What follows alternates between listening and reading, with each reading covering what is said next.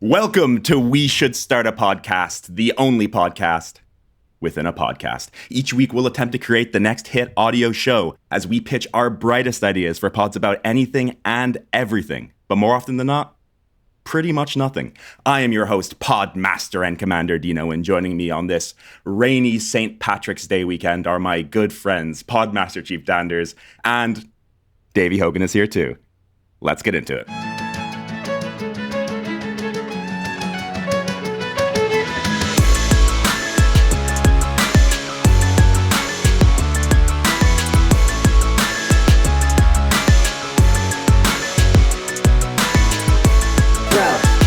Start a podcast.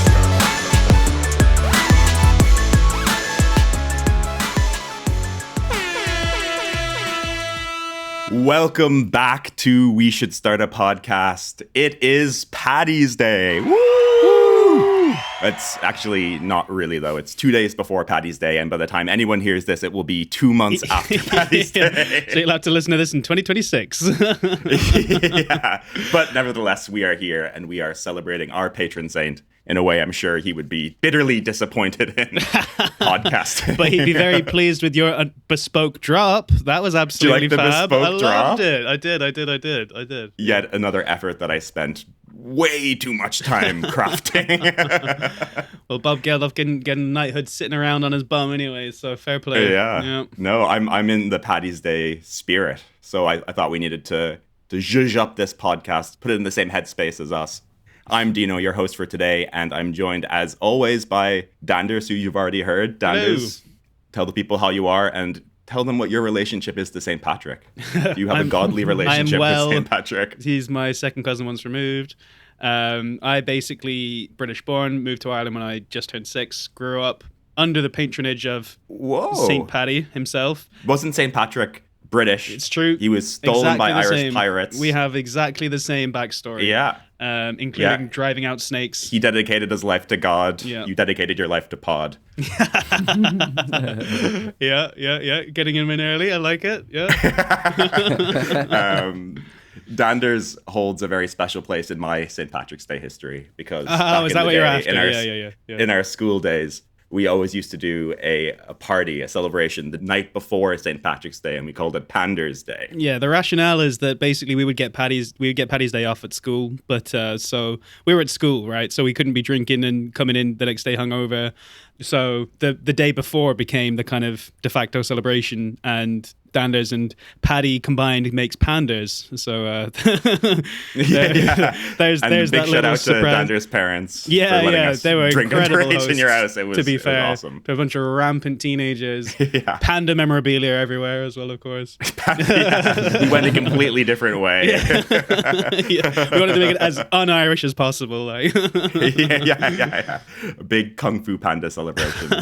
I am quite Jack Black of parallel, to be fair. Like, so it wouldn't be a far stretch. Dave, what Kung Fu Panda character are you? I've only seen the movie once, man. The little rat sensei guy. Little rat. Yeah. Little rat sensei. No, I haven't seen much Kung Fu Panda, but I am feeling very patriotic today.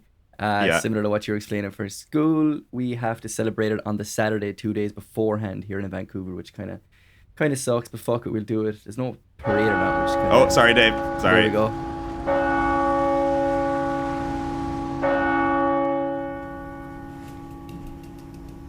Was that actually an accident? It's the Angelus. We're not going to let that go for a minute, although we could. That was very disrespectful, Danders. We're a big Catholic podcast. I did wonder, was that the minutes? Sorry, Dave, continue. I forgot what I was saying now. I was thrown off by Christianity. Feeling patriotic today. Oh, sorry, Dave. He's such an asshole. I'm just gonna shut the fuck up now, if that's okay. And we're all unfortunately abroad for Patrick's Day, right? Danders, you're in London in the UK. Yep. Me and Davey are in Vancouver. How does that feel?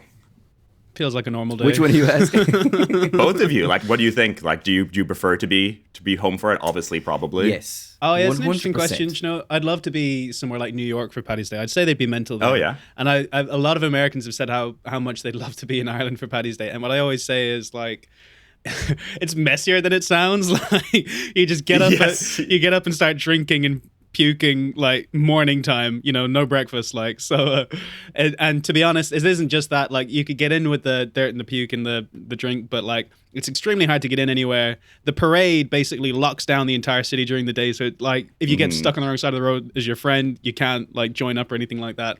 But mainly it's very hard to get in somewhere unless you kind of have a pre-booking or you have a house party, which is the creme de la creme. I don't know, man. Like that's probably a big city thing, but like in Listowel, where I'm from, there's no problem getting in because there's plenty of pubs. And again, different to like being abroad, you get up in the morning, you go to the parade, you like fucking see school children and stuff dancing on top of a float, playing tin whistle and shit like that. You're standing outside a pub, just talking, drinking all day. And what's the crack in the pubs in Listowel on Paddy's Day? Is it St. Patrick's Day? Cool. I feel like you aren't connecting it like you normally do. You're just like pressing buttons you just that keep make you cutting happy. across me. Like, If you didn't recognize that was Riff Raff. I didn't recognize that. Anyway, In his Irish heritage. the pubs are just jointed, man. Just jointed. Yeah. But because it's a small town, there's less rules and regulations, so they really can fill up those pubs. I love that. But I will But say, that's no like crack, the crack is mighty, should we say, on Paddy's Day, and for all of our North American and otherwise listeners that aren't Irish, that just means the fun is unbelievable. You could kind of loosely translate that too, but like it is like everyone's in great form. Like the spirits are high. You know, it is super fun. But like I hear they dye the rivers green in New York. Ooh. Very environmentally responsible. Yeah. It's a lot of food coloring. I don't know what that does to fish. But Is that anyway. not Chicago? No. Well, I heard they did in New York many years ago, but yeah? like when I was a kid, so it could have been a once-off. They could have done it in Chicago since. I mean, I haven't close to the pulse like that, but Yeah. I always think it's so crazy and how many like short generations Irish people who moved to the States changed. You know what I mean? to become American, like Yeah, but they became their like own like group of people with their own stereotypes. Irish American. Yeah. Irish American is so different to Irish, same as Italian Americans. And it's just like a few small generations. And Totally, it's like, yeah. just this like night and day. But that's what I mean is like blending the two together over time. Do you know what I mean? Like Irish plus American gets Irish American, Yeah. I guess. Do you know what I mean? And same with Italian American. But you would feel maybe it isn't even directly like that. If you think about an Italian American versus an Italian, and then you think about an American, like where did that kind of confluence come Right. from? Like, I mean, it feels Yeah. like a different culture. Like, do you know what I mean? Not like a blended culture. But anyway, we love you Irish Americans out there. And then with like Irish people are very rebellious, you know,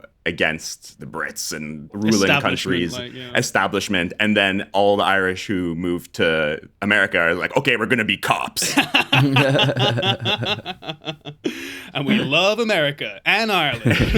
Yeah. Another great thing about St. Patrick's Day in Ireland and in Europe in general is that the final day of the Six Nations rugby tournament falls on the St. Patrick's Day weekend, usually, as it did today. Yeah. So I'm very jealous of all the lads going out watching the rugby and drinking and having their celebrations tonight. That fact has never really registered with me before. Like, obviously, the Irish, we love our rugby. And, you know, we're pretty decent at it, like, on the global stage. So it's never really registered with me, but that's great fun. Yeah, for sure. Yeah, no, it's good crack. Bit of a shame about this year's Six Nation, but fuck it, it was. We were a bit shite. Yeah, it's a young team, and like seeing them play against France, then like it just feels like they were better than us in every aspect of the game. There wasn't one thing you could pinpoint. But fuck it, we won't get into that. It's not a sports podcast. It's not a sport podcast. It is a podcast about podcasts. But it's not a podcast. But it's not a It's not a podcast at all. Remember that. It's a placeholder. It's a placeholder. Yeah, ultimately, we want to go number one. We want to get that number one spot in all the charts, you know, in Spotify, iTunes, what have you. So we've created this placeholder where we're pitching our podcast ideas with the hopes of striking gold. We've had some bangers. Striking We've had gold. some St. Patrick's Day. Hey. Cool. There we go. But we haven't found the right show, so we will continue to pitch and pod. Is that right, boys? What's he saying? Is he saying Patrick's Day cool or Patrick's Day coup? Like, are we staging a coup here? Like a coupe, like a car. I don't know what. Who knows what Riff Raff is talking about at any Patrick's Day moment. coupe. Yeah. St. Patrick's Day coupe. And with that, for the first time in WSSAP history, we are now ready to hear from our pod masters of the week, me and Davey H. But before that happens, I will remind everyone how this show works. We will be pitching our latest podcast idea and running through a complete trial episode. Following the podcast within a podcast, colloquially known as a podception, we will collectively critique the show based on a classic podcast rating system. But before I pitch, I am legally obligated to remind all the podgoblins out there that WSSAP never do any research as to whether these podcast ideas exist in the real world. So by accessing the content of this podcast, including the information presented, opinions expressed, and creative elements, you are hereby forfeiting rights to any intellectual property you may already hold in relation to your podcast. And we have the full power of St. Patrick and the Catholic Church behind WSSAP, so we have assurance that any IP infringement scandals will be quickly and expertly swept under the rug. Davey is going to be sent to podcast in another parish. I didn't realize you guys are doing a tandem. That's amazing. So you're pitching together today. Does that mean my vote is the only one that counts? Exactly, Tanders. And it's not a tandem, it's a Tanders. Hey-o. Hey-o. There we are. Tanders was actually like a, what do you call it, a PE like assistant that we had in school called Tanders. Really? A Tanders? No, do you remember what was his Tanders? name? Nick Murphy, was it, or something? We called him Tanders because he was a tanned dandy. Like, he looked a bit like me, but he was a bit more tanned because he was from like Australia or New Zealand. I think he was New Zealand. I thought you were saying it was like a PE system, like some sort of system of training kids PE that you had in school, Tanders, like the Tanders system. Like Krav Maga. Yeah. Stay back, I know Tanders. And now, in a historic WSSAP moment, Davey and I will both introduce you to our latest podcast idea. And that podcast is UFC Ultimate Food Championship. Tanders, I think you're going to have to go on your own today with your guess as to what you think this podcast might be about. Unless, of course, Davey, you've already forgotten, which isn't unlikely. It's not out of the realms of possibility. Yeah. So, Danders, what do you think? What do you think UFC Ultimate Food Championship is? And I'll give you a little hint, a little further hint. Today's episode is UFC 317, the Gaelic Gauntlet. Oh, yeah, that is helpful. Well, you made me pick up a bunch of Irish snacks. So I don't know. I would guess it's like tasting, testing, commenting on Irish snacks being Gaelic. Okay. And then maybe ranking them if it's a UFC thing. Danders, you are tantalizingly close. Dave, I'm going to give you a guess as well and maybe give you a chance for the first time ever to get it right. You have a big leg up here. I'll still fuck it up. Do you think we would do it in Gaelic? Do you think we'd be able to have Irish in here, like? To be honest, I was toying with the idea of doing a bit of Irish in the intro, and then I just scrapped it because I knew people would be mad at me because I'm so bad at it. So definitely not on my part. Yeah. The Gaelic Gauntlet sounds like a really cool wrestling move. It does, to be fair. But How to make it Gaelic? What do you think? What do you think makes it Irish? The wrestling move. Let's think. I guess you flip them over and then you shove a shamrock up their butt. Oh yeah. Oh, he's doing the Gaelic Gauntlet. He brought the shamrock from home. And in reality, shamrocks aren't these big animated glowing things. They're just like these little limp small leaves that you're just like. Yeah. So. UFC 317, the Gaelic Gauntlet. Just to go back to it, I feel like they're so bendy and tiny that you'd have to kind of stuff your thumb into the bum to get the shamrock up there. Do you know what I mean? It's not going to be easy. Danders, I'm very used to that with my penis, anyways. Stuff it in. So tiny and bendy. No, but that's the. Well, it's not the Gaelic Gauntlet. Sorry, I got thrown off. We're gonna have to cut this bit out. Sorry, I was gonna do a whole thing about it being a mixed culture gauntlet, but then no worries. Well, let's dive right into it. So, Danders and Davey, This week, we are diving into the world of UFC Ultimate Food Championship.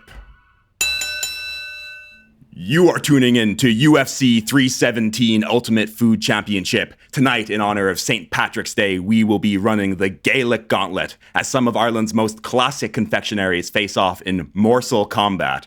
8 food items enter the Snacktagon, but only one can be crowned the UFC undisputed heavy plate champion of the world, of Ireland, sorry. So basically, we've selected 8 classic Irish snacks and food items. They will face off against each other in a bracket-style single elimination tournament. After 3 rounds, 7 matchups total, we will ultimately crown a winner. We have these items here in front of us, so we will be taste testing as we go. It wasn't an easy feat getting these items abroad in Canada, I can tell you that much. Let me check. When we talk about the heavy plate championship, in terms of how we rank it, is it mostly how heavy it is? yeah. I hope you have your scales ready, because this is purely off the metric gram. No, we are going to taste test these as we go, and an important note is that this tournament is no holds barred. So you can evaluate them using any metric you like. For example, weight in grams, taste, nostalgia, cultural influence. Basically, any way you want to rank them, you can do them that way. It's also important to note that a competitor must get the majority WSSAP vote to advance to the next round, okay? We must reach a consensus or at least have a majority vote. I'm also going to come out right away and give a little disclaimer and say that we are also going to be drinking heavily on this podcast. I'll give you a little spiel about that in a second. So from here on out, I'm pretty much going to drop all the food-themed pun shtick and all the copy and sound effects. I wanted to introduce us as I don't know, you could do like a Joe Rogan Josh. That's like an Indian dish maybe. But, that didn't really work. I'm confused. Why would you do an Indian dish on Paddy's Day? I'm trying to do a food-themed one for the presenters of the UFC, who is like Joe Rogan. I see what you're saying. Yeah, there's definitely a Rogan Josh thing in there. Yeah, for sure. Yeah. Or like Dana White Chocolate. That one's pretty weak. Yeah. I think you could take white in a lot of directions. We don't have to make that land because we are not doing that. And going back to me talking about us drinking heavily on this podcast, because it is Paddy's Day and it would be rude not to involve alcohol, during these proceedings, we are simultaneously going to be doing a power half hour, or a dirty 30 as I've coined it. In other words, we will be taking a shot of beer every minute for 30 minutes straight. I have a timer ready to go. And yeah, I'll start that as soon as we dive into the tournament. And if we finish the tournament within those 30 minutes, we will officially win St. Patrick's Day. What do you think, guys? Wow. Has anyone ever won St. Patrick's Day before? I don't think so. I think we might be the inaugural winners of St. Patrick's Day. Wow. Hall of Fame style. So before we start the tournament, we are going to jump into a quick break to prep our food items, and we will be back in just a minute. Will I boil the kettle?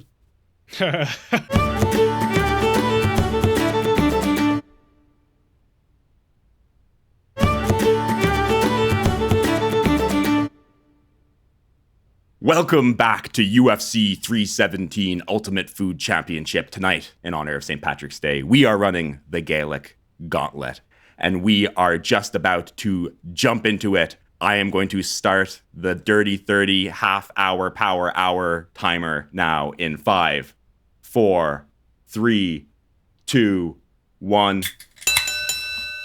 And we have started. Gentlemen, take your first drinks. And Davey, please introduce us to today's competitors and matchups. All right. So, that first sip goes down nicely. So, the first 2 competitors that we have. Wait, do you want me to go through all of them first of all, or do you want me to just do like matchup by matchup? Go through all of them. Tell the people what we have facing off against each other today. And then we can do the matchups. Or do you want to do the matchups as you go through them, just to save some time? Because we have 30 minutes to win St. Patrick's Day. Copy that. Okay. The matchups we have today is matchup 1. We have the... Can I ask, what happens if we don't win? Do all the snakes come back? All the snakes come back. Yeah, you'd love that. You'd love that, wouldn't you, Brit? Starting off, we have... But we're all abroad, so we're just fucking over all our families and friends. All the snakes come back. Starting off, we have the heavy hitter, that is Guinness. What we have today is we have cans of Guinness. Needs no introduction, of course.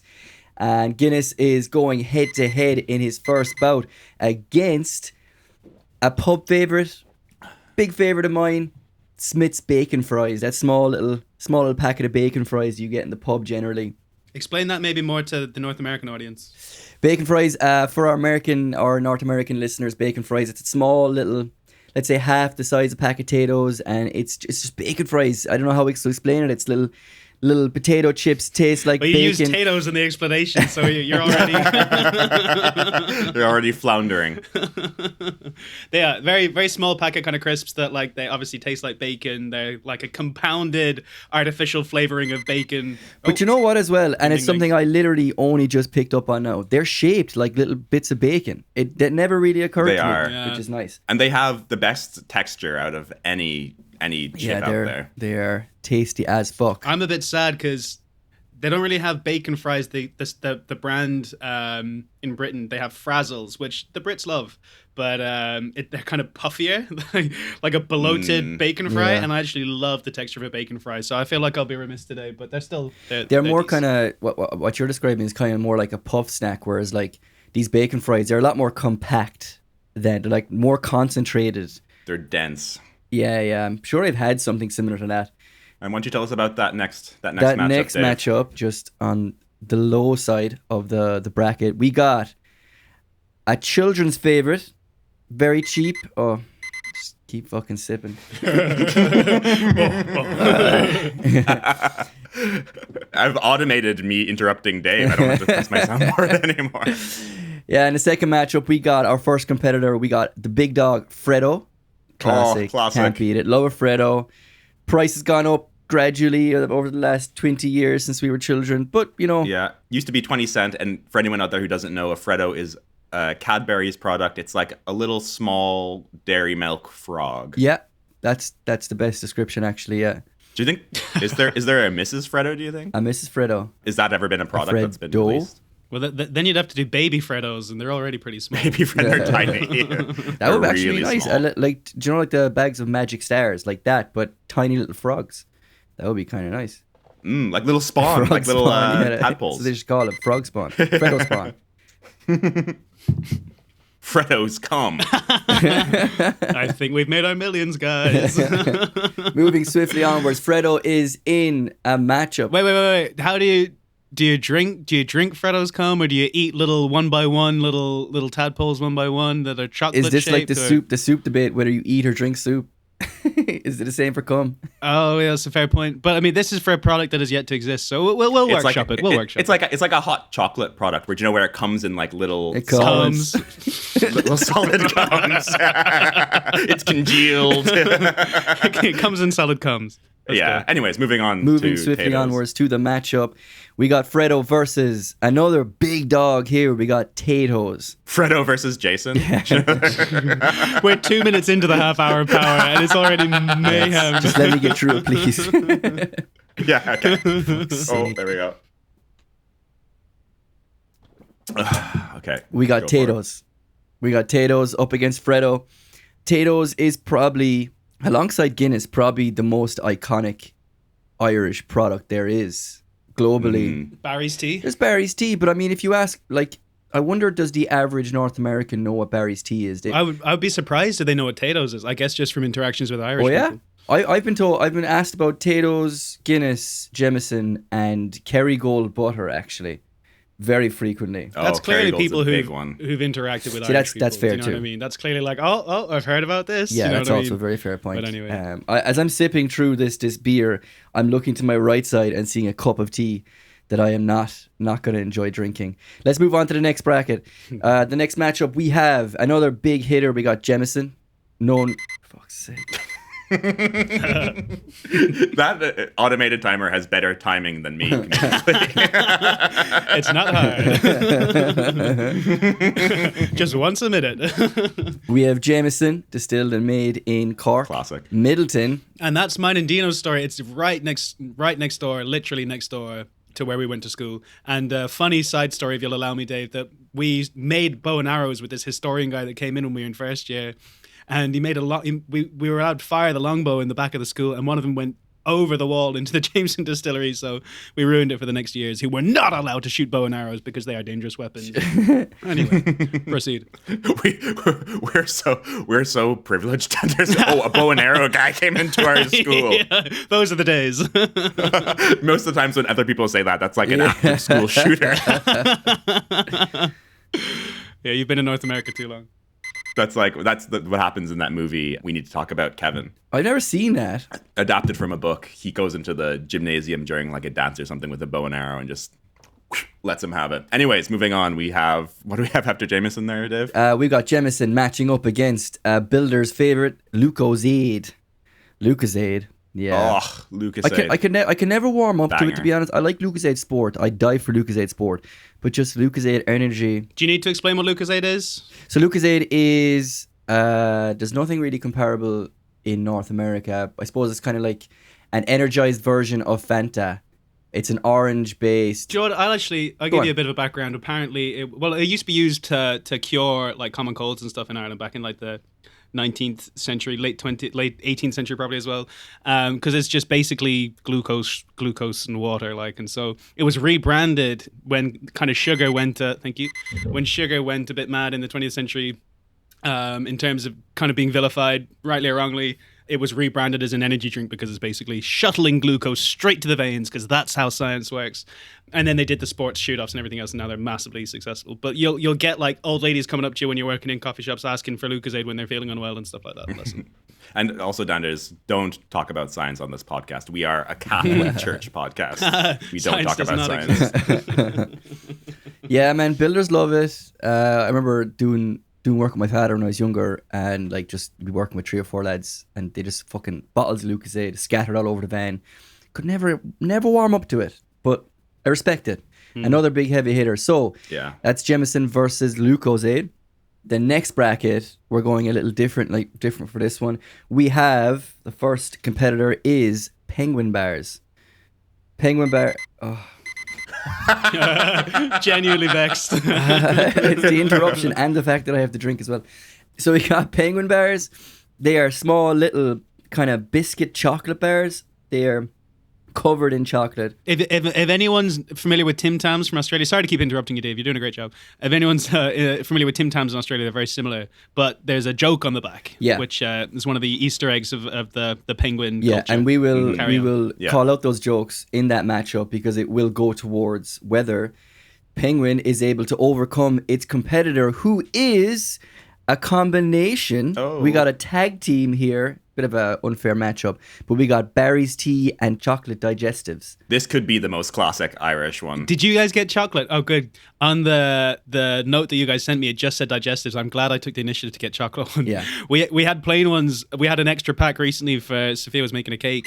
Thank you. And I had to finish a whole like extra large king size pack of like plain digestives, and it took a very long time, and like a lot of cups of tea and like a lot of like eating cardboard. I used to love them when I was a kid. I loved mushy food. I think like I loved mushy Weetabix and stuff Very like British that. of you. So I used to go mad for I think you're right. Yeah. No strong teeth, but I'm glad I took the initiative to get the chocolate covered digestives. I did get Lucozade Original instead of the orange flavor, and I wish in hindsight I just ballsed it out and got the orange one, because it is a bit more palatable. But anyway, to be fair, there was no original where we were. Danders, if there was original where we were, I would have gotten it. Maybe I'm wrong. Original is my favorite. I'm happy to be wrong on that. Obviously, Lucozade Sport is a very different flavor altogether to Lucozade Orange, and to be like, Lucozade Original is the flavor that's in my head. Did you just take a sip? We'll Did figure you just take a sip? Well, guys, I'm watching you, Danders. I haven't sipped the Lucozade. No. I haven't sipped the Lucozade. You're a sip behind. I have half finished my cup of tea already. You're a sip behind on the beer situation. There we go. Guys, we are 11 minutes into I have to do what you do. to our 30-minute podcast. So there's no way we're going to win St. Still Patrick's just Day explaining today. the products. Let's persevere really badly with our tournament matchup. So in round 1, Dave, who do we have facing off against each other? All right, in round 1 we have Guinness facing off against the dreaded bacon fries. I'm actually really looking forward to the bacon fries. I'm starving, and I've stopped myself from digging into them earlier in the week, so I'm looking forward to this. Man, I've been tipping away there for the last 20 minutes. I'm sorry, I've mouthful of bacon fries at the moment. Have you guys had breakfast? No, this is my breakfast. Everything that's in front of It's me. bacon. Yeah, it's exactly. bacon and Yeah. eggs. Yeah. All right, let's taste them both. I'm gonna go for a Guinness. I'm drinking Guinness for the power hour, anyways. Or Are the you dirty drinking Guinness. straight from the? I'm starting with a You frazzle. drinking straight from the tin, Dino. Yeah. Also, this is atypical, but I have a bottle of Guinness because a guy left it in my fridge after a house party, and normally I would not recommend it to a passerby. As in, I haven't tried it yet, but I'm saying, from a hands back perspective, I'd be like, oh, that isn't real Guinness. It isn't actually stout. It's bottled differently, whatever. A lot of old fellas would say Guinness from a bottle. Like they'd only drink Guinness from a bottle. Some fellas. I've never tried it. That's my thing. I said I'd lean into it today and give it a go. You know what I mean? A can of Guinness isn't a good representation of what Absolutely, Guinness is. It's not. And very much a point to communicate to people who aren't Irish is basically Guinness outside of Ireland tastes a little bit worse, shall we say? Because all engineers are distributed throughout Ireland to clean the pipes and do all of that stuff, make sure everything's running smoothly, because they stand over the product so intensely, and also they have a 10,000 year lease. Guinness has a 10,000 year lease in Dublin, which is absolutely insane how much they double down on it. You know what I mean? Man, you go through these small cans fucking quick, boys. Jesus Christ.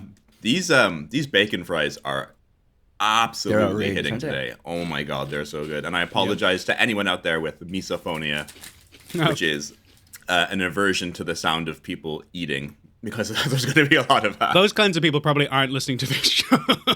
We don't have snowflakes. This is for real hard men. This is a right-wing Catholic podcast. Yeah. We are Trump supporters and we watch Fox All right. News. Are we ready for our votes, guys? I've taken sips of both. I haven't sipped Guinness. We take your sip there, Danners. So here's my problem, right? They're both iconic in terms of Irish culture. Mm-hmm. Guinness is one of our it's our main export, other than Conor McGregor's antics. It's pretty worldwide known. I'm gonna sip this fucker. Bacon fries though, not as world renowned, but in Ireland, I'm a bit confused by the head-to-head. They feel like they're an accompaniment to each other, right? That's the thing. Rather than a rival. That's the thing. But you gotta pick one. Okay, I'm at a bit of a disadvantage because I have a frazzle and it is not a bacon fry. Obviously, the Brits, and I am a Brit, but I grew up in Ireland. The Brits, they love their frazzles, but this isn't the same thing. Mm-hmm. It just isn't the same thing. Here's the thing, right? If you have Guinness, right? Now, if you go to Cork, which we all spend a lot of time in Cork, clearly they have Murphy's and Beamish. There's a lot of fellas that will drink Murphy's and or Beamish over Guinness, but there is no. I know you're eating frazzles, but there's really no replacement for these bacon fries. No, Yeah. they're their own little thing. And a little aside about the Murphy's Beamish Guinness debate. I worked with a French guy in a hotel bar before, and he lived by this phrase that he always said, or this little thing. He used to tell me that he came to Ireland and he tried to get an understanding of the different stouts that were available in Cork, especially, and he came to the conclusion that Guinness is for Dublin people, Murphy's is for Cork people, and Beamish is for, how do you say, homeless people.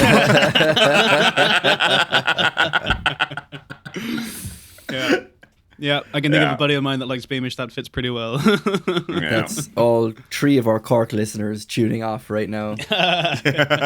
So, guys, let's drink and then let's make our final call on this one. Okay, I'm ready to go in this very moment because it's morning time in Vancouver and it's not a great time to drink Guinness. The bacon fries are really hitting, and if it was only off the taste test right now, I would say bacon fries. But I can't ignore the cultural influence and significance of Guinness heritage. And my enjoyment of Guinness over the years. I'm going to choose Guinness over bacon fries. Should we play it that way? Should we play our understanding of the product in the moment versus the moment, or is it just taste? No holds barred. You can No holds judge barred. it any way you like. Yeah. Okay. Well, I'll jump in. I'm voting for Guinness. I mean, it is hampered by the fact I don't have a bacon fry to really compare, and I love a bacon fry. I really do. But and do you know what? What's their lesser known cousin? They have a scampi fry as well. Am I right in saying that? They do, and they're supposed to be very nice, but they're not widely available. Yeah. But yeah, it's go for Guinness. Go for Guinness. Dave, what's your decision? Similar to your boys' opinions, I think it's hard to look past the heavy hitter, the real Irish export that is Guinness. Guinness has to take this one for me, like. Mm-hmm. And I'm not even a big Guinness drinker. Like Dino, you guys know I don't really drink Guinness at all. I eat a lot of bacon fries, but I still have to understand the significance culturally, internationally. That's the thing. It's just Guinness, really, isn't it? Mm-hmm. So sorry, Daniel, go on. I was just gonna say, for people who haven't drank it, like it's a bit of an education. Like it's a weird taste of when you first start, but you have to kind of drink it deeply, and it gets more enjoyable. And I learned this from a book that we literally read in school as a class. You know? Whoa, no way. Yeah, I think it was Unthaw. Did you guys read that in Irish class? Anyway, sip. All right, that's my can finish. Anyway, it's about two young kids getting out of school, stealing Guinness, and then drinking it for the first time and being like pulled back by it. And they were reading this in school, like great influence. Do you know what I mean? Anyway, I'm done my first can as well. My tall boy. I feel like this is going to be a dirty 60, to be honest. Not a... Yeah, well, no, we're too old for that now. After the 30, I'm happy just to cut it and just like. Go to bed. Finish the tournament and just drink casually because I would be fucking hammered on this podcast. Okay, moving on to round 2 after Guinness has advanced to the semi-finals. Yes, sir. So round 2, Dave, give us a rundown. Round 2, we are moving on to Dairy Milk Freddos. Yes, sir. Yes, sir. Bring you right back to your childhood. And another product that brings you right back to your... Fuck's sake. I'm already fucking sick of this, and this was my idea. Another product that brings us back to our childhood. So just to be clear, we're going with tato. Are we going with cheese and onion potatoes? That we're has to be cheese and onion. I've opened all the three. Flavor. Just for clarity, myself and Dino got a share pack, so we have salt and vinegar, cheese and onion, and the smoky bacon potatoes. I'm a big fan of smoky bacon potatoes. Honestly, I think there's no better pack of anything than smoky bacon potatoes. But that's just my opinion. I'm just one guy on a podcast. I'm way in as a born Brit here. Like I get decidedly eye-rolly whenever anyone Irish brings up potatoes. I think they're totally overhyped. Like I think they taste like super oniony, very thin. I think every other crisp is superior, but like this is massively divisive. Like this is a hot take in Ireland. Like that is a hot take. I was just about to say that. Oh, here we go. And I bet you like Walkers as well, you fucking Protestant. Yeah, they are more flavorful, David. I bet you like Paul Walker over Vin Diesel as well. Yeah, he looks like a conquistador. Anyway, look, credit where credit's due. I'm not against Walkers. I think potatoes are better than Walkers in most aspects, but I'm a big fan of the prawn cocktail Walkers, the pink bag. Real big fan of them. Do you know what I think I just when what they call posh crisps kind of came to the fore, like that's my main go-to now versus like the kind of old school packs. Are they like the O'Neill's crisps? And like Kyogs and you know they're a bit thicker, they're a bit more punchy, I'd say, in flavor. Yeah. And like for me they're a more premium experience, you know, versus the Walkers and potatoes that we would have grown up with. But still yeah, that's my hot take about potatoes. Every school barbecue I was at, every birthday party, I'd roll my eyes and I'd say, "You bloody Irish," but I never said it out loud because I would have been murdered. I would have been murdered. Like, yeah, I don't know, man. I've tasted both now. Oh shit, I gotta get on that, don't I? Both are exactly as I remember them. Actually, I'm enjoying this tato quite a bit. Yeah. But I have just had about a bit. The tato today is also slapping. Like we all have so foreign export tatoes as well. We all have like this. We were commenting on it before the pod. This very, very funny Protestant-y looking yellow pack. Protestant-looking tato man on it. Yeah. And like no one in Ireland has seen them like this. You know, we have a very, very well-known brand in Ireland with a red top half, a blue bottom half, and Mr. Tato in the middle. He does look super fucking Protestant. Who is a personified potato. It's like Mr. Potato, but Irish. And I love the oniony taste of these. I think that's what makes it for me. And I like the thickness. They just kind of melt away in your mouth. They're delicious. And I'm actually ready to make my call. I love Freddos. I think dairy milk chocolate, like just a dairy milk plain chocolate bar, one of my favorite snacks. and Freddo is kind of that, just in a smaller form. But today, I'm gonna have to give it to Tato's cheese and onion. This is Nice. This is so classic and it's delicious. And put these bad boys into a sandwich with a bit of butter. Yeah, look, I'm holding my hands up. Like, I'm really enjoying the Tato's today. And actually, they've reached a point for me that they are sentimental. Do you know what I mean? Like, I had them that much growing up, complained about them that much that I'm now really enjoying it. So, you know, put the claws away, Irish people. It's okay. But having said that now, the Freddo that I'm trying, it actually, this is a weird nuance. I always felt, thank you, that dairy milk chocolate was a little bit different to Freddo chocolate. And what they've given me today, I feel like is different. This feels like normal dairy milk. I feel like they changed the formula. Yeah. Look, I don't know where we're going to get into it on this one. It's UFC 317. It's the biggest fucking event of the year. They're gonna put it out the bag. They're gonna put it all on the line. They're leaving it on the mat. It's not. They're not coming out without a dub here. So that Freddo was good too. You know, but I'm going Tato's. Danders, what are you going? Yeah, good point. I'm going to go Tato as well. Fuck it. I think compared to the Freddo I had, which I was expecting to pick Freddo, obviously, the Freddo isn't as good and the Tato's hitting, so I'm going to give it to Freddo. Maybe I said it the other way around? Yeah. Give it to Tato. Give it to Tato. And Dave, have you reached a decision? to be honest, I will say, on a side note, the Freddo and the Tato's together, it's like Yeah. sex in my mouth. It's like there's I'm back in school. two really attractive people having sex in my mouth, and I kind of love it. Did you guys ever do the Tato's chocolate bar thing when that came out? I've never tried it. So there's a crisp chocolate bar, guys, came out years ago in Ireland. I don't know was it successful or not. I think they're still making them, but I never tried one. No, what a weird phase. Walkers and Tato did the same shit. They did like these weird what I don't know what it was called, but it was like these weird flavors. Like there was like what was there? Like fucking come on now. Do you know what were the flavors? There was like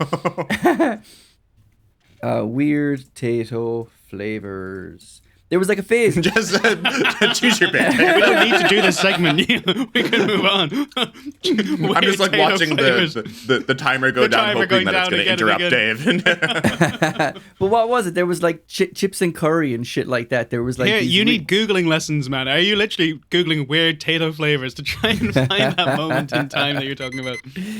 Anyway. All right, Dave. Sorry, yeah. I'm gonna have to give a decision. It's gonna have to be Tato's for me. Tato's advances to the semifinals. Wow. I saw that one coming. I thought this would be a bit of a contentious one, but look. Three votes for Tato's. Did you guess my position on Tato's, or have I communicated? No, I didn't actually. I didn't realize you were a Tato hater. a tater hater. A tater hater. I love potatoes. I want to make that extremely clear. With that being said, let's move on to the matchup number 3.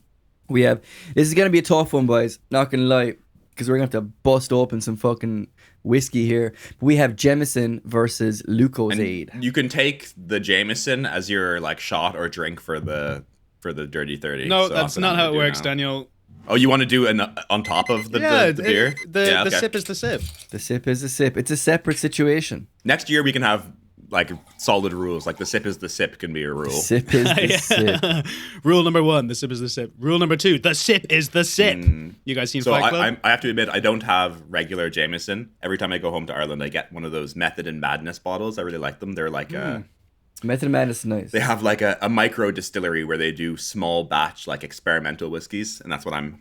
That feels kind of cheating to me. Like Jameson also make like 120-year-old stuff for very, very, very much money, and that's going to be more better than what's the other thing, Lucozade. Do you know what I mean? So just for complete disclaimer, I'm mixing my Jameson with a bit of ginger ale because that's. You're mixing the Jameson with Lucozade. That's how I do it. I don't think you can. I think Jameson ginger ale's cheating as well. Like, listen, it is cheating, Dave. That is cheating. That's a different taste. Okay. I'll leave the ginger ale off. Pussies. That Jameson's tasting good today too. You're enjoying the booze and the bacon, hey? The booze and the bacon. Mm-hmm. Maybe you are Irish. Yeah, actually, for anyone who's listening ever who doesn't know us, I don't sound Irish at all, but I am. I grew up in Canada, moved to Ireland when I was around 9 or 10 years old. And on top of that, your mother is blood Irish. Like you are Irish. Like my mum's Irish, yeah. So I don't sound it, but I am in fact Irish. And I sound like an absolute alien anyway. So we're in good company, my brother. All right. I've tasted both now, and I think I'm ready to make my decision. Yeah. What about you guys? Oh, Clean Jameson win for me. Clean Jameson win for me. Clean Jameson win for me too. I love Lucas 8, but Jameson is just, it's too classic. Yeah. Yeah. It's Jameson for me as well. And Lucas 8 Orange is nice, like, you know. Unbelievable. We're gonna have a banger semifinal here between Guinness and Jameson. That is a matchup of our time. It's gonna be a tough call. Is that why you set it up that way, so that you had the big hitters kind of heading at the higher Sure. ends? Or was that incidental? Okay. Did you randomly generate No, to be it? fair, I gave it a bit of thought. But like, we're dealing with 8, and they're all pretty iconic, and they're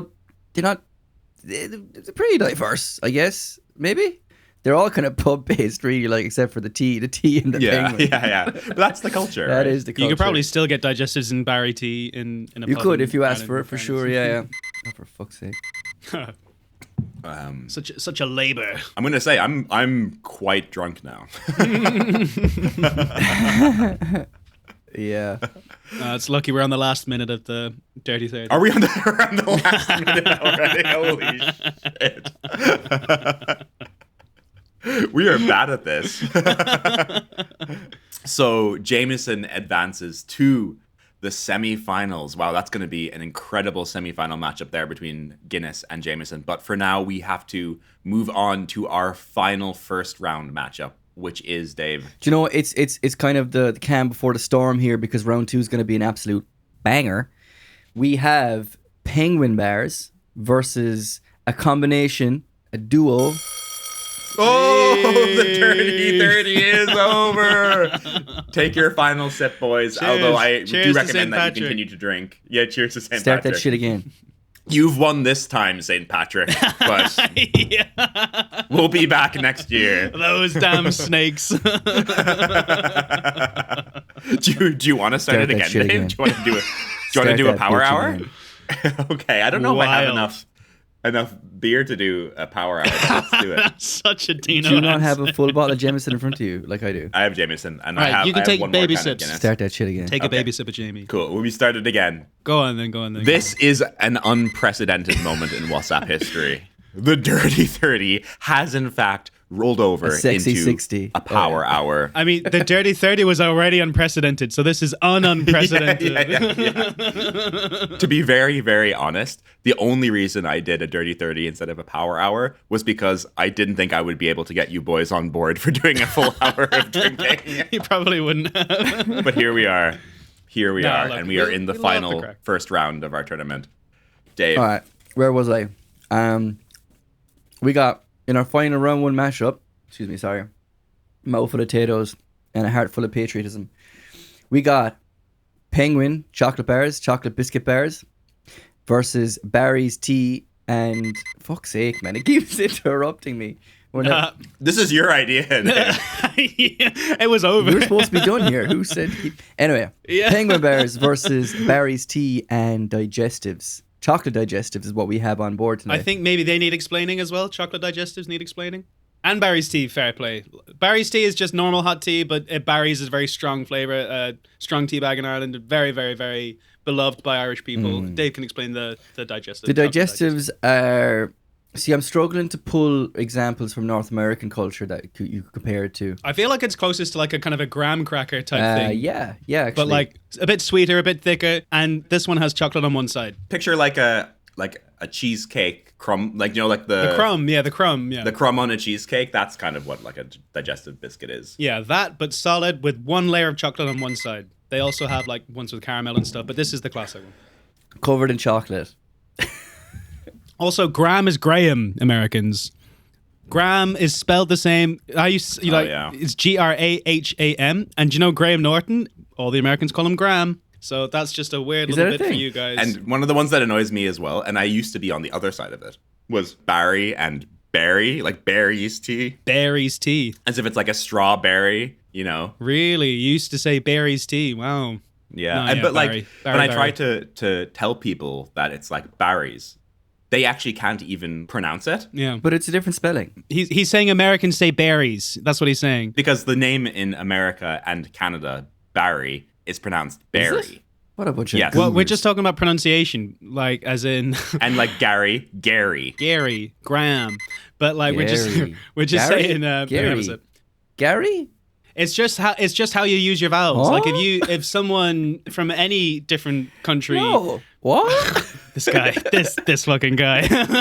You're making shit up. Okay, maybe no, we move on. This is Okay. No, but they say, We're getting we are going bogged to down convince here in David out of his politics. Irish accent, like.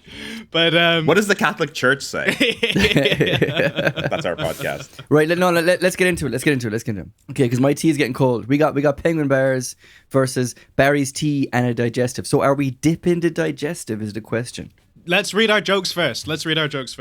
Ah, good call. So, as Danders mentioned at the start of the... Oh, Jesus Christ. Ah,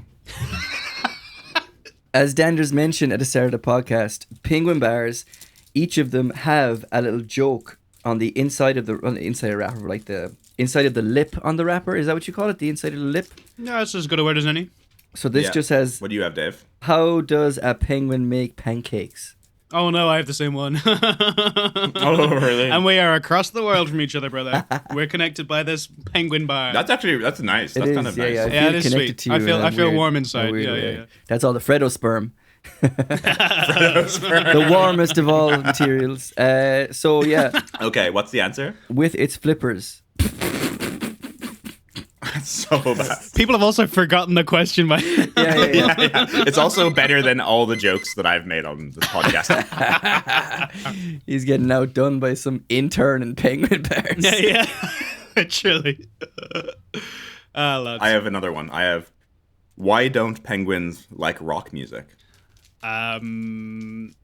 Oh, damn. Do you know what? I have to tell a side story. I randomly, before you guys sent me the list, bought a multi-pack of penguin bars for the first time in about 15 years, I'd say, this week. So I was like, oh, sweet. I No already got that one way. sorted. Crazy Whoa. coincidence. And I heard that joke before, obviously, in that pack, but I can't remember. I still can't remember the joke. Go ahead. It's because they only like sole, spelled like Ayo, the fish, fish. S-O-L-E. There we go. I wonder, do That's penguins bad. actually eat sole? Otherwise, it's a terrible joke. Penguins eat souls. It's a new, No. new horror movie. No, that's, what are they called? Dementors.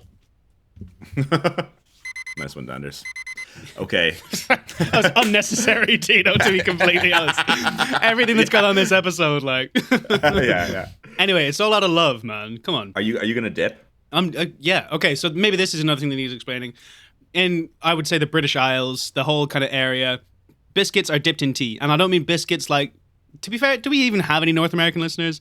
But I don't mean biscuits like chicken and gravy and whatever. Where biscuit is as close to a cookie as you can come. It's what we explained earlier about the graham cracker, and biscuits are dipped in tea. They're made for it, sir. So it is decidedly different experience without the dip.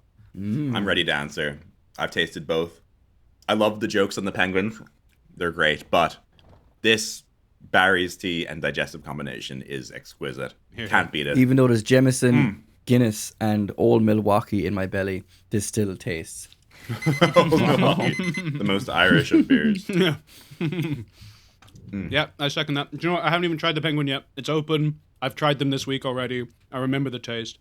I know for a fact. Maybe I shouldn't give it until I've had a taste of the penguin bar, because rules is rules. But I'm really loving this digestive and Barry's tea combination. Yum yum in my tummy. Oh, I'm looking at my penguin bar, and I can see that a bite has already been gone, so I must have already. That was Wednesday, Danders. All right, then my vote stands. My vote stands. Cool. Dave, are you in this? In my I vote? think so, man. It's hard to beat a dipped digestive into a cup of tea, man. I want to give penguins their props, though. It's a good bar, man. It's a good bar. That was like the classic bar that I would have brought to school as a school little treat after Exactly. my lunch. Have you taken a sup of the tea or just dipping? Oh yeah. For No, sure. no, obviously take a sip of the tea. And do you know what? Barry's tea is one of those ones that when I was Sake. Were you a bit eye rolly about the Barry's tea back in the day? when I was in Ireland, I just didn't get the hype. I was like, it's just Yeah, tea. And just then tea. having moved away and had tea here for however long, 2-3 years, and now having a cup of Barry's tea again, is just night and day. Barry's I am in agreement delicious. with you, 100%. And I roll my eyes when I was serving in a coffee shop and we didn't have Barry's tea. We had home brand or our own brand, and people would come in and ask if we had Barry's. And when I said no, we have our own brand, they would like choose a soft drink instead. And I'd like be like, fuck's sake, like you're in the mood for tea and you don't want a cup of tea because it isn't Barry's, but. I have sympathy with them now. Like Barry's tea is the cup of tea. Yeah. Is the cup of English tea. I'm sorry to call it English tea. That's very unfortunate. But English like breakfast that's another tea, word. Yeah, yeah. breakfast tea. Okay, so Barry's and digestives have moved on. Oh, drink again. And I'm going to run to my fridge to get another can of Guinness. Get it into it. And Dave, you can talk through the first semi-final matchup. All right, so while Dino is getting a beverage, we have Guinness in the first semi-final versus Jameson. So yeah, pretty decent matchup here. We got head-to-head, two heavy hitters in the alcohol industry. The heaviest, I would say, in Ireland anyway, right? The heaviest, and what I was going to say was not only the heaviest in Ireland, but both these products are pretty well accepted internationally. Yeah, for sure. And do you know what I kind of like is like no matter what way it comes out, you have heavy hitter alcohol versus the same, and then in the other you have dry cupboard snack versus the same, and so you have the two big Irish kind of exports at the top, one versus the other, the alcohol and the dry cupboard. It's unfortunate for us, but that is just the way it is. So that's semi-final 1. We have Guinness versus Jameson, and in the semi-final number 2, we have Tato versus a duo. Barry's tea and chocolate digestives. All right, let's dive into the first semi-final matchup. Okay, I'm going to taste. I obviously have been tasting these anyways, but I just had a Guinness for my power hour, and I'm going to have a little sip of Jameson again. Genuinely, when it occurred to me that I had to compare Jameson and Guinness, I actually had the fear of like, oh no, I have to pick one at the moment. Yeah, people are going to be mad. People are going to be mad. No matter what we pick, people are going to be mad. I think a certain side are going to be more madder than the other side, to be honest. Oh, I thought you said cider, and I thought we were like, oh, Bulmers. Oh, we I was forgot like, about Bulmers, yeah. Left the whole thing out, like, yeah. There's a whole county that's going to be pissed off at us. Fucking Tipperary.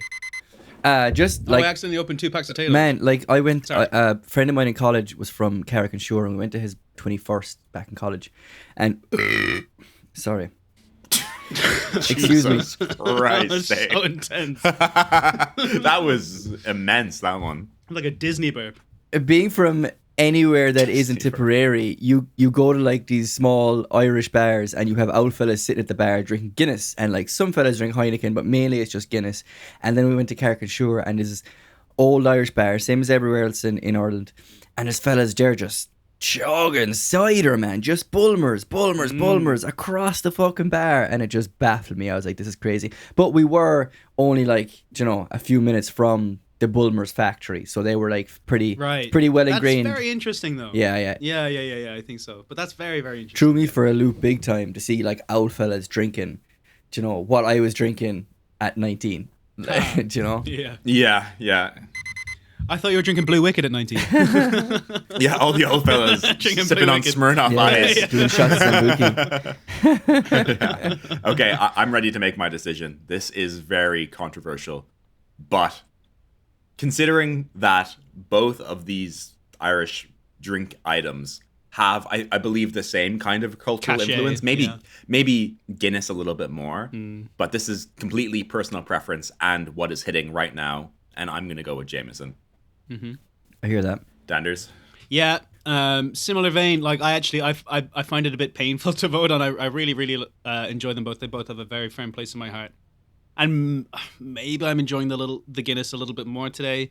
I arguably drink Guinness more often, but I am also going to vote for Jameson. For me, it just has a more a firmer place in my heart than Guinness. Yeah. I love a Jamie, and I like to sip on one and reflect on the tricolor when and anywhere in the world, any day I can. So I'm definitely partial and appreciative, and Jamie wins it for me today. Great choice. And then we have that Middleton connection as well. That's exactly amazing. And I can't ignore that. Every bottle of Jameson in the world that's come from next door. It comes from next door. So can't ignore it that. has to be Jameson. Yeah, boys, the Guinness purists are going to be fucking pissed with us. But yeah, no, Do you know, it's not even just personal preference, because it takes it on personal preference for me, but like the versatility of Jameson. You can have it on its own, have it with a ginger ale. You can have it with a Coke. You can have it. Do you know what I mean? It really just goes lengths beyond what Guinness is, and I do appreciate Guinness's weight in this category for sure. Mm-hmm. But just Jameson takes it for me as well, boys. So I think. Well said, Dave. Jameson takes that one. Jameson advances to the final. What? Holy shit! Guinness is out in the semis. Jesus. Sorry, that was just a side prayer. We're on a Catholic podcast. Yeah, we are. But I am not a Catholic. Spoiler. I'm non-practicing, but I grew up Roman Catholic. I haven't been to Catholic practice in a few years. Yeah. Dave, what's semi-final 2? So semi-final 2, we have. All right, this is a pretty good matchup, in my opinion. This is a banger. This is a bit of a banger. Huge. Like, I mean, the first semi-final, we had two boys that you would meet on a night out. These two boys, you're not going to meet too often on a night out, but you're going to meet them staying at home. You're going to meet them at home the next morning for sure. So I think it's a good matchup. Yeah. We have. That was a quick minute. That was a fucking 60 seconds. I've heard that before. I bet you have. Every damn day. So semi-final 2, we have Tato versus, again, the duo Barry's Tea and Chocolate Digestives. Oof. It's hard because I'm tasting again, but now the tea is cold. And now... Yeah, the tea is cold. The tea is cold. Now the Tato's hitting because we've been supping. So the Tato's is like, catching the zeitgeist, shall we say. Mm-hmm, but I'm still going to go in with the cold tea and the dunk. Mm-hmm. Gotta do it. Gotta dip that shit. Oh, God. I do love it. Dip again. I'm stuck again. This is a good matchup. I'll be telling you, boys, the cold tea doesn't hit. I'm going to say right now that I couldn't actually... Oh, fuck's sake. Let me finish my fucking biscuit at least. I couldn't taste the potatoes for this round because I devoured them in between rounds. So and on that alone, and just my absolute insatiable appetite for potatoes this morning, this may be controversial, but potatoes has to take it for me. Cheese and onion flavor, especially having lived abroad where cheese and onion isn't a common flavor. Is that right? It doesn't even really exist at all over in North America. It's not a thing like here, nacho man. cheese and stuff like that. No, there is no counterpart to Tato's cheese and onion. Like there is a Walker's cheese and onion to Tato. There's no counterpart here in North America. That's wild to me. Do they have Lay's cheese and onion? Or do they have sour cream? No. And onion? Is that what they have? They have sour cream and onion. That's the thing. But cheese and onion? There might be a cheese and onion flavor, but it's definitely not one of the popular ones like it is back home. Yeah, and you get like cheesy, like nacho cheese flavors for Doritos and stuff like that. Yeah, but that's not the same. At home, like, I mean, cheese and onion in Ireland and in Britain, to be fair, that's like the equivalent of plain chips or ready salted. Yeah. Like, that's the original flavor. Even though both those brands, they offer ready salted, not original. I used to work, like, when I was working in the coffee shop, Americans would come up to me asking for plain chips. I said, no, we have ready salted. Because for me, they were the same thing. Like, I would give them ready salted chips when they asked for plain, and they're like, oh no, I just want it plain. And I didn't realize until I did a J1 in Cape Cod, but like plain chips are chips without the salt on them, and they are not worth it. It's probably the worst way to have a potato. Anyway, where were we? Giving our votes? We're giving our votes. I voted potatoes. I'm a potatoes guy. I'm struggling with this today. Obviously, you guys know I'm a bit of a tater hater, and I'm really enjoying them today. They're really hitting for me. But I'm also really, really enjoying the tea and the biscuit, and that and the heritage for me. As in, when I say heritage, I mean my experience of enjoying them. Mm-hmm. Sip, sip. I am gonna give our first I'm gonna say non-consensual. What I mean is not. What's the word? Non-unanimous, like Mr. Tato has been looking at me a little bit funny. This our first non-unanimous vote. I am gonna give it to Barry's and Digestives today. Oh, so Wow. It leaves it with me. It comes down to you, Dave. It's in the balance for David. That's fine. That's okay. I can deal with that. Okay, that's okay. I don't know, man. I love a good dip, but the tea's gone cold, bro. Tea's gone cold. Potatoes don't go cold. You know. That's right. It's similar to my argument for Jameson in the second semi-final or the second quarterfinal. The versatility that is there for potatoes. You can have them at home. You can have them at school. You can have them in the pub. You can have them after a night out. Potatoes is just You can have them on a boat. On a boat. Yeah, you can have them anywhere. Whereas, like, obviously, there's occasions that call for a cup of tea and a chocolate digestive, but not half as versatile as Tato. So for that reason alone, I'm gonna give it to Tato. Whoa! What an upset! That actually is a huge upset. I'm not mad, and I can't believe I'm not mad, but I'm not mad. I don't know what's gotten into me today, but I'm appreciative. And like Dino said, you can make a crisp sandwich early. Like that's a crisp sandwich is should be a staple in and of itself. That should be on this chart right here. A buttered crisp sandwich. Yeah. We are ready for the final of UFC 317, the Gaelic Gauntlet, between Jameson Irish Whiskey and Tato's Cheese and Onion crisps or chips, depending on where you are in the world. And we will get into that final right after this short break.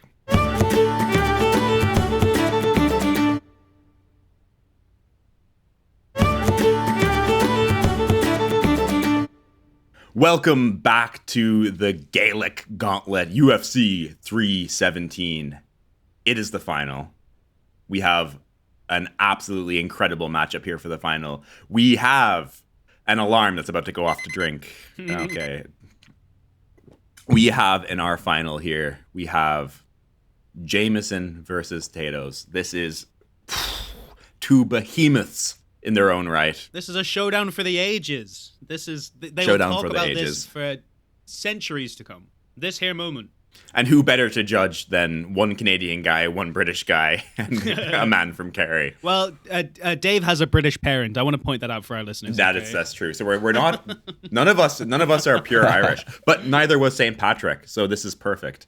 Yep. Dave, start us off. Give some thoughts on the final matchup.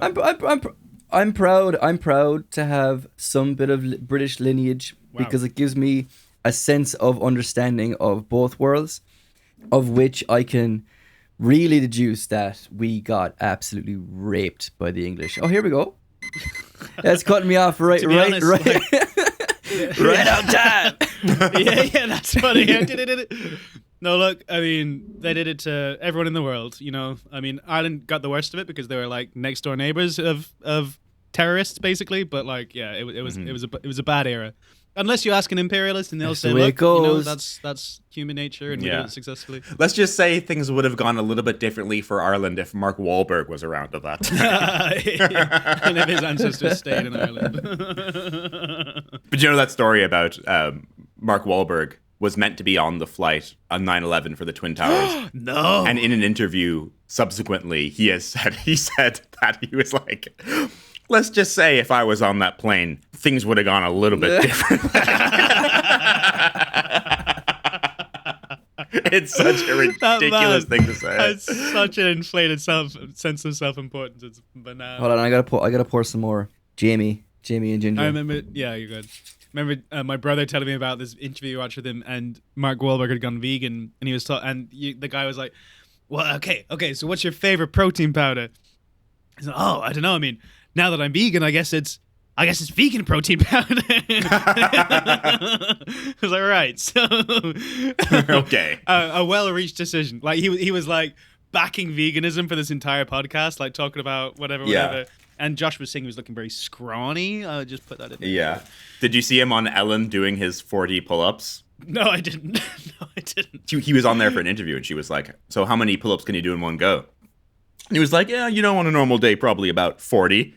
And then she like pulled the curtain, and there was a pull-up bar there. She was like, okay, do it. And he does. Oh, shit. How many does he do? Tell me. Was it more than 10? He does 40 of the worst pull-ups you've ever seen in your entire life. Vegan pull-ups, right? Just flailing, legs going everywhere, like not getting head to bar at all. Anyways, that's not what we're here for. This turned into a Mark Wahlberg podcast. Okay, this final matchup. Paul Walker, we're not going to go into that joke again. I'm going to cut that one out, probably. Ooh, so Jameson. You can't even read the screen. I'm squinting here. Floor, Jameson versus Tato's. This is crazy. Wow. This is absolutely crazy. Like I said, I can't taste the Tato's anymore because I devoured that entire pack. I feel bad for you. I've got a whole multi-pack right here for you, brother. You know? Well, I have a multi-pack, but I think It's in your belly. I'm judging just the cheese and onion as the most classic flavor. Yeah. It's all cheese and onion what I have here. As in I have 5 packs of cheese and onion to devote to you, sir. It'll be a while getting to us, to be fair. Well, let's get into it. To fuck. Jesus Christ. We have Jameson and we have Tato. 2 heavy hitters in the I'd Irish. actually pour more Jameson right Oh, let's do it. We got 2 heavy hitters in the Irish scene. We got Jameson, that is a frequent appearer in the nightlife, Irish nightlife, international nightlife. I mean, it's not just in Ireland, right? We had a discussion earlier on the podcast. Tato, do North Americans know what Tato is if they don't have any experience of Irish culture or haven't spoken to any Irish people? That's debatable. To be fair, probably not really thinking about it. But Jameson is known. Like, Jameson, you talk to boys in Vancouver, in Bangladesh, Everybody in Tokyo. Jameson is everywhere, man. And we do. We do talk to all those people. We've done some market research here because we want to give you guys, we want to give you the most accurate and best matchups here on the Paddy's Day product face-off. I think Jameson was even featured in one of the Bond movies. I think Daniel Craig asked for a Jameson neat or something at some stage. Really, that doesn't ring a bell, but that sounds cool. Yeah, I mean, I'm pretty sure he does. Let me do a quick Google of that. It's a very, I mean, it isn't like a rinky-dink Irish thing. Like, Jameson is a global behemoth, like you said earlier. You know, it's an absolute monster. Absolute monster. Yeah, like if you were putting something like Powers in here, I'd be saying our teachers, or something like, you'd be kind of like, nah, that's just Irish. Yeah, but Jameson it's like, I've been to a lot of non-Irish bars here in Vancouver and in certain parts of the US and stuff, and you ask for whiskey and you get Jameson. Now, oh my God, Power Hour complete. Final sip. Can you believe we did it, guys? Good job. This is the proudest day of my life. Start that shit again. I'm very drunk. Start that shit again. And we've also lost St. Patrick's Day twice. There's going to be double the amount Double of the snakes. original snakes. Oh God, those fuckers. I need to go call my mom. Mom, there's double snakes coming to Ireland. Run for the hills. All right, so with that being said, I can say for one, I've been sipping away on Jameson for the last few sips of our Power Hour, and I've also been munching away on Tato's because they are delicious. So I'm going to start it off, if that's okay. To be honest, Jameson holds a really, really big place in my heart, as does Tato. Jameson is pretty versatile in terms of what it can be drank with, when it can be drank. You can drink it any time of the day. Tato's also makes an appearance on the in the pub scene. If you're having a few pints, you get a pack of Tato's with it. It's a tough one.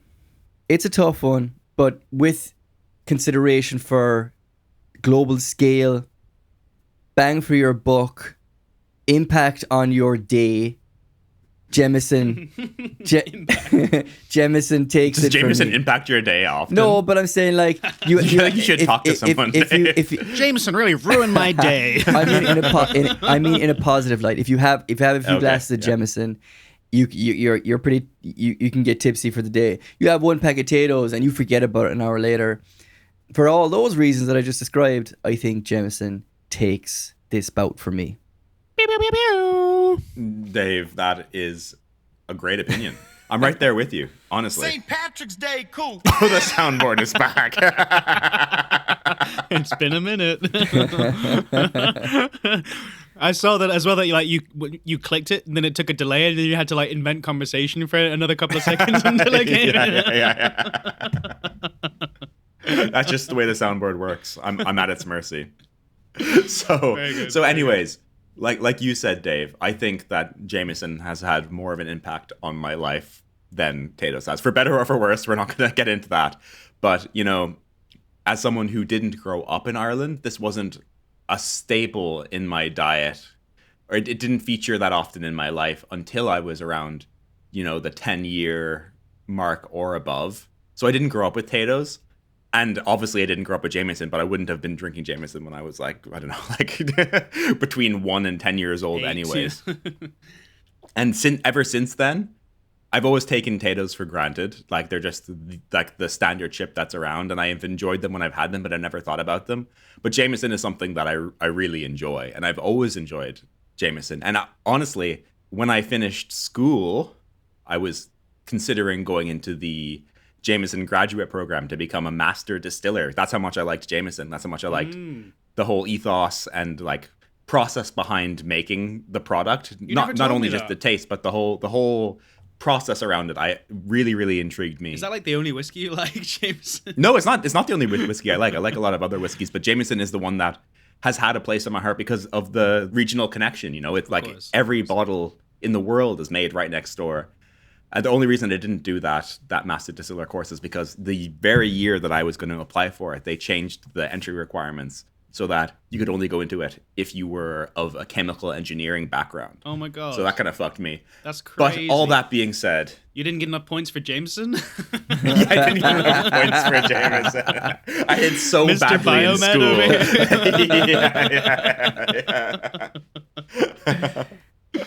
school. No. Yeah. So like all that being said, that a very unfunny aside, getting very personal. Jameson just has to take it for me. Jameson is the clear winner in my eyes. Tato's a wonderful product. I can't fault Tato's at all. I've enjoyed them immensely today, and I've enjoyed them immensely throughout my life, especially in that crisp sandwich form that we've talked about. That is just absolutely delicious. Ooh, like glutinous bread and just Irish butter perfectly complements the Tato. But today, in my eyes and in my heart, Jameson is the winner. Danders. I mean, Jameson has already won now because it has the majority. Yeah. But yeah. We have our winner. but let's hear me anyway. Yeah. Do you know what? My answer kind of parrots your guys's, so you guys know where I'm going with this. But I do want to give a standing ovation, and you guys can see I'm doing it for real, for the runner-up Tato, because genuinely I really enjoyed them today, and I wasn't expecting that. You guys heard me at the top of the call. So much more than Frazzles. I really thought that Tato's did a really respectful job today, and this might just be their foreign export pack, that like the bright yellow Protestant Tato's that we bought. No, I'm joking. Like, they taste like Tato's. We are all about the Catholic Church. That's why we're shunning the Protestant version. But listen, I really enjoyed the Tato's today. They just hit every time I wasn't sure, and I'd be like, oh, look at my, and I have another one. I'm like, wow, fair play to them. But yeah, I feel the same way as these lads here, and I also grew up I also went to school right next door to the Jameson Distillery, and for me, it warms my heart, like the concept of Jameson. When I see Jameson somewhere outside of the world, other than Ireland, or even in Ireland, I just get a little smile on my face, you know, like, and that is genuinely how I feel about it. Like, I'm very grateful to have Jameson as part of my life and to have grown up next door to it. And I'm a lover of Jameson, not a fighter. And I mean, not based on just today's experience, because I did really enjoy the Tato's, but like as a lifelong fan, and for the stage that it has in Irish lives and internationally. Our final winner of UFC 317, the Gaelic Gauntlet, is Jameson, for a unanimous vote by our drunk voters. Woo! And there you have it, declaring the winner by TKO, Taste Knockout, your new undisputed heavyweight champion of Ireland, Jameson!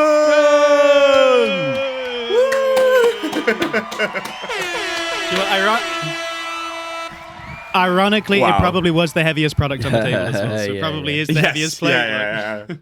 And any final thoughts, guys, before we close up in the podception, which has run for a very long time? Yeah. What a lot of fun. I would say definitely Jameson could have been expected to be in the top, but I would have said Guinness definitely would have been as well. So yes. A fun early knockout. Definitely not a surprise that Jameson did well. But Jameson Tato's in the final. Like I say, that was a matchup for the ages, and for me, the right person won. But yeah, all credit due to Tato's today. You played a blinder. Fair play to you. And do you know what? Coming into this, I had my own biases, just based on what I like and what I know other people like. And I honestly thought either Tato's or Barry's and Digestives might take it. Really? I knew Jameson would do well, But I never That's saw interesting because I thought Guinness was going to powerhouse blindsided their me. way through the competition, to be honest. Yeah. I thought Guinness was just going to take it. I thought it was a wrap. I thought there was no point anybody else showing up for 317, but here we are. This is the beauty of the game, the beauty of the sport. It's anybody's game at the end of the day, and today was Jameson's day. So congratulations to Jameson. Well done. I'm trying to think. Tato's couldn't have been in the final with Barry's and Digestives No. because they were in there because of the group stages. Just looking at it now, but anyway, you're right. It was a very interesting observation. We should mix up the order next time and see how it goes. Yeah, unfortunately, that's just the way the digestive crumbles. Ayo. And there you have it, folks. Jameson is the undisputed winner of UFC 317 Ultimate Food Championship, the Gaelic Gauntlet. Tune in again next year to see reigning champ Jameson Irish Whiskey defend its title as the king of the Gaelic Gauntlet and winner of Ultimate Food Championship 317.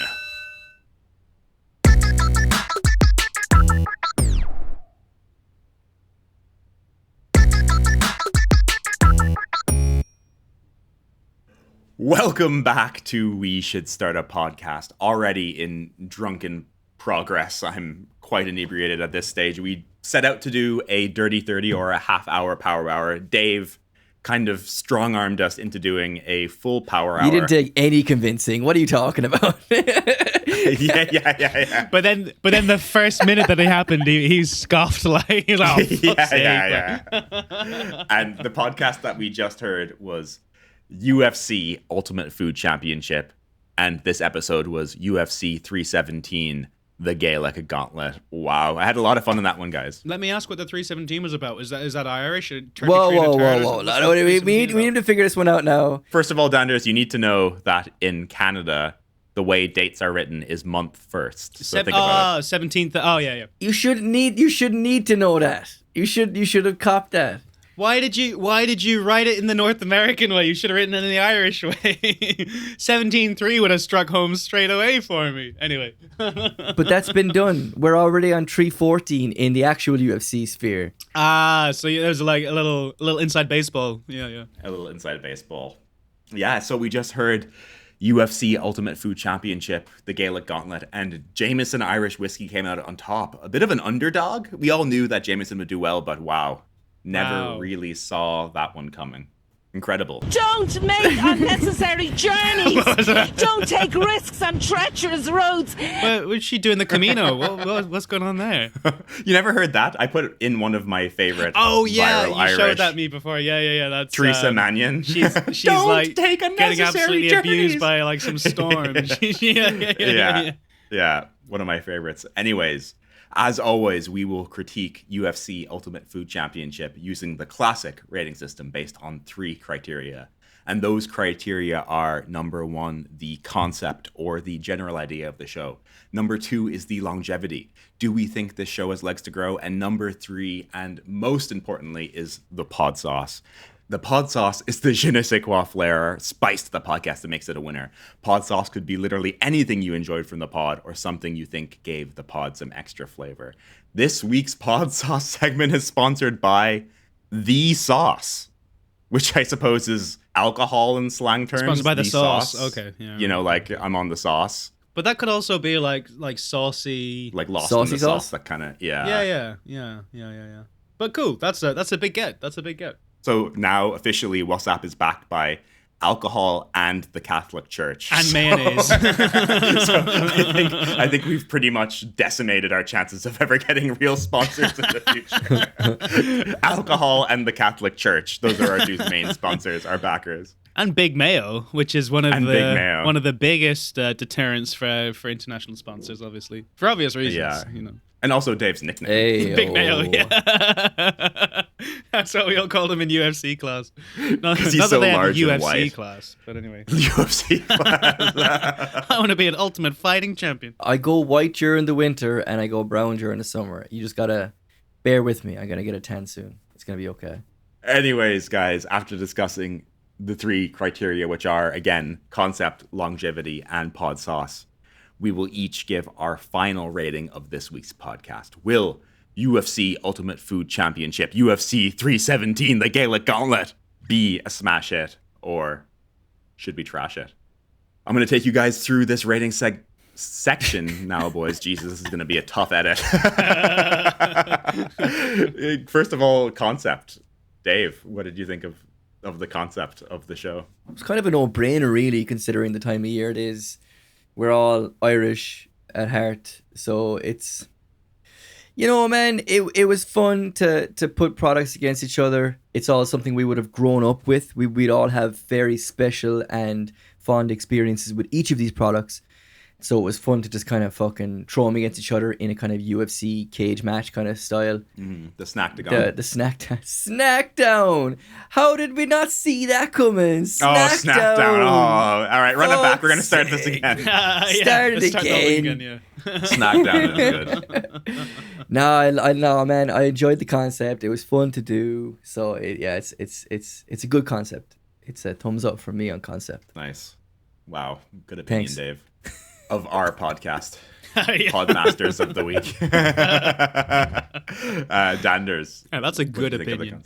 concept? Yeah, I don't know whether to put it in concept or longevity, but like, is this like a once a year podcast, or is it like every special occasion, or you do different food, you know, groups, different kind of categories, different days, and it's like a more regular one? But like, you know, I do want to hear the answer to that question, but I really I'm gonna continue talking. but before I give you 20 time for that, I really enjoyed the concept. Very selfishly had heaps of crack because we are drinking together as we are wont to do, and this was just a fun night out with the boys. But Dan, Dan, there's nothing stopping the listeners getting all these products as they realize what they are, and joining in on the fun along. and doing the tournament, doing the power hour with and us. seeing That's if true. And, they like, have the making same their own jokes. Yeah, that's what I'm saying, man. Wow, it's interactive. We're paving the way for Fair. all podcasters. Look, I loved it. I had such a Don't good make time. unnecessary journeys. And Danders, like, you said something which really struck home for me, which I didn't even think about. Like, we've just had a classic St. Patrick's Day drinking session together, regardless of having a podcast running. Yeah. Isn't that lovely? It's something that we always used to do. It's like, I genuinely it's feel amazing. warmed. Like, Yeah, I feel regardless of us putting this on wax, like, this is an amazing experience. I'm blushing from love for you guys. And how warmed I feel. Yeah. Okay, so Danders, so you do like the concept. I love the concept. I do love it. I was just curious about the cadence. In terms of longevity, so we're talking about the cadence now, and like I said at the start, UFC Ultimate Food Championship is a no holds barred competition. I want to know, like, what is the podcast? Like, what are we pitching here? At the end of the have show, no I want to know idea what is anymore. the product. Yeah. No, so if we are going to extend this podcast into other realms other than Irish, That's what I was snack gonna say. foods and confectionaries and beverages, we could do this with other regions of the world. You definitely we could. could do this with like different categories of food. We can do I'll this tell with you like what, anything, you could do it like every public holiday. You could do Diwali, you could do some kind of Ramadan thing, you know, you could do like we could go wild in that space alone. I'm not sure we have the criteria to do something like that. I'll be trying honestly. I don't know if that'll go down well. So we're not going to eat anything during this podcast. That is we're gonna fast for 2 hours on a podcast. Yeah. Also, like, just imagine like Irish people tasting foods from other countries. This is rotten, boy. No. Yeah, that's a good point though, and it's a point I was gonna make was that like we didn't necessarily need to do this for Paddy's Day. It just happened to be something we are able to speak on. But we could do this for other nationalities. We could do this for British cuisine. We could do this for North American cuisine, like French cuisine, shit like that. And we could have the similar kind of thing. So, yeah. Sorry, carry on. This was your. Yeah. But you know, if I was a younger man, I would honestly want to do this podcast every week. Just like get drunk with the boys and eat snack foods. It's an amazing time. Seems like a good excuse to get fucking lambasted. So Danders, having heard that answer, do you think the show has longevity? I'm more confused than I was before I asked the question. This is UFC 317 Ultimate Food Championship, the Gaelic Gauntlet. What don't you understand about this shit? No, I think genuinely you could take it in any direction you wanted. Like I said, you could do a patron saint of France. You could take the categories and any which way. So yeah, I think the longevity is there for sure. It's got a big 2 thumbs up from me. Dave, you spoke a little bit to it, but care to give a final verdict on the longevity? Yeah, similar to what Dan was saying. We could do other nationalities, the patron saint of France, Saint Pierre. We could do, we could do. Dave did some research here. Dave, who's the patron saint of podcasting? Oh, monsieur. The patron saint of podcasting. Is it Joe Rogan? I don't know. Struggling for comedic cues. Line, anything. Teleprompter is off. Fuck. Anyways, Dave, go back to longevity. We won't stress you any further. Thanks, Jesus. Okay, yeah, no, for longevity, as I kind of spoke to it already. Like, you could do it for not just Paddy's Day, not just Irish cuisine. You could do it for multiple other cuisines and nationalities and cultures and X, Y, and Z. So yeah, I think this has legs to grow. Wow. I think it's a good drunken tale of podcasting. So I enjoyed it, and I think we could do it for multiple other reasons and ways and means and whatnot. I'm waffling. You are waffling. Waffle on, bro. Waffle on. Yeah. Longevity, thumbs up. We could do Belgium, like Belgium waffles. We could do a waffle podcast, like a waffle cast, a waffle off, potato versus Belgian, and then we do different accompaniments. That could be a whole thing. How many ways is there to split a waffle? All right, put it in the book. Put it in the book. That's the next one. Yeah. That's in the notes. Could be a whole thing. Dave, let's keep it going with you. Do you have a pod sauce pick for the week?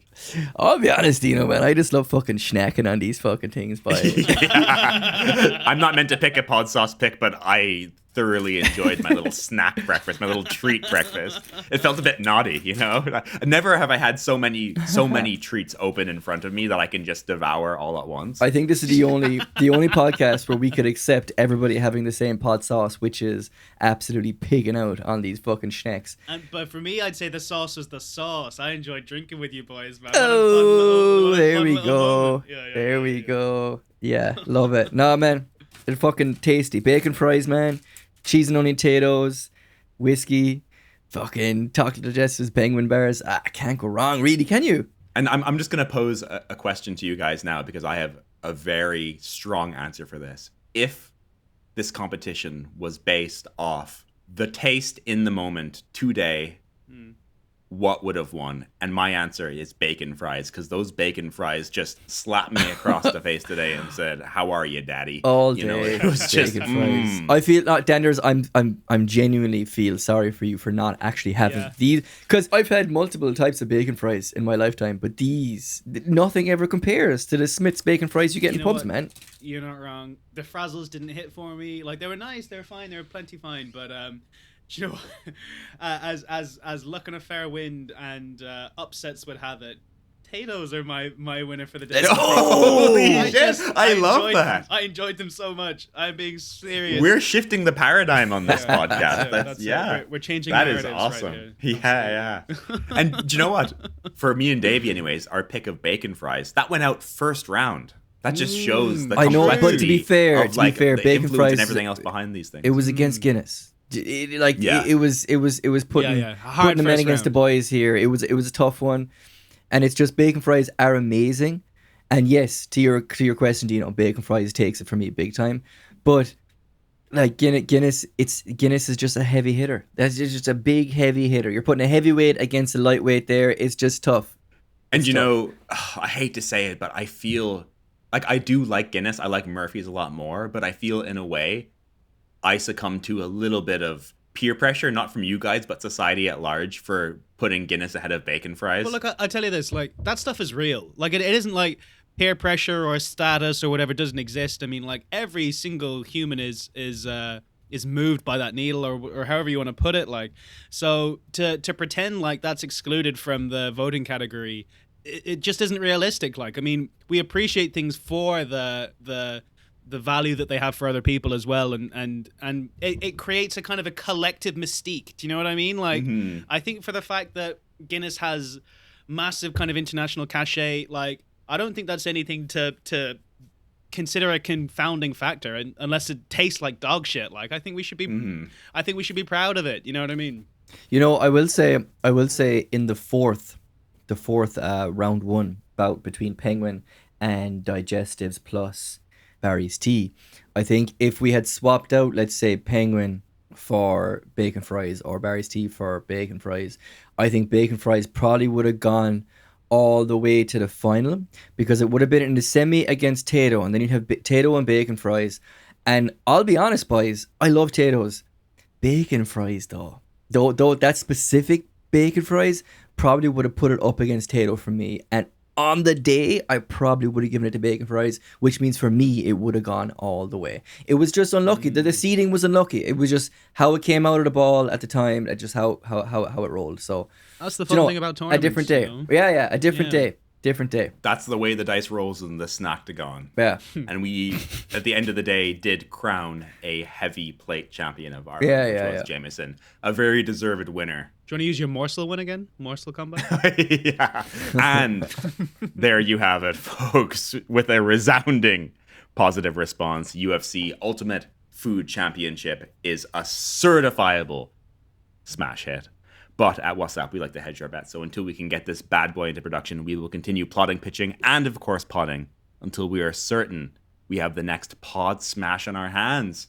Any closing words, boys? Tune in next year for some more products. We're going to make it bigger next year. More hot takes. Yeah. And you know what? Seeding could be different. So we could see a completely different champion. That's just how it goes. And next year we're doing 2 hours of powers. 2 hours of powers. It's gonna be nuts. Absolutely loved it. What a belter. I don't think we officially voted, probably because it's gone on way too long. But it was definitely we definitely didn't officially a certifiable this is actually perfect for the podcast because it just shows the state that we're currently in. I'm actually doing Donald Trump hands at the moment. You really are. It was a great podcast. It was the best podcast. Previous podcasts, I don't know they're who signed podcasts. The bill for those podcasts. Terrible podcasts. This one was great. It was you, Donald. You signed it. For all non-American listeners, we're going to be charging an extra 25% tariff on all podcast listens from here on out. For me and Dave, the comedy is still the hands. You guys are just getting the audio, but we're getting the hands are still going. So we're gonna backtrack here a little bit because I severely no, fucked it's that a up. smash hit. I think we could all agree it's a smash hit. Whoa! What? It is a smash hit. My God, this is the messiest podcast we've ever done, but potentially also the greatest. The funnest, I feel. Yeah. So you heard it here first. Listen out for UFC Ultimate Food Championship coming soon exclusively to the Sauce Podcast app. If you think we should start UFC Ultimate Food Championship, please rate, subscribe, and let us know at WSSAP Official on Instagram and X, formerly known as Twitter. That is WSSAP Official on Instagram and X. We are inches away from a huge idea, and you can tune in again next week to hear us pitch that next hit show. And it might just be all the alcohol talking, but I have a really good feeling about next week's episode, boys. I think it might just be our big break. What do you think? Oh, yeah. Oh, yeah. Surely this has earned us a few God points with the big man St. Patrick, right? The best thing about this podcast is there is no tariffs included. You get it for the same price you got it for a month ago. None of that shit fucking affects us. All right, Dave, let's just keep it apolitical, okay? Jeez, right. You have to get fucking... Jesus, okay. you have to get political. All right. Okay. You guys can talk about Donald Trump and I can't talk about the tariffs. That's fine. Well, we just cut it right there. Just do an Irish goodbye and cut it there without doing an outro quote. No, yeah.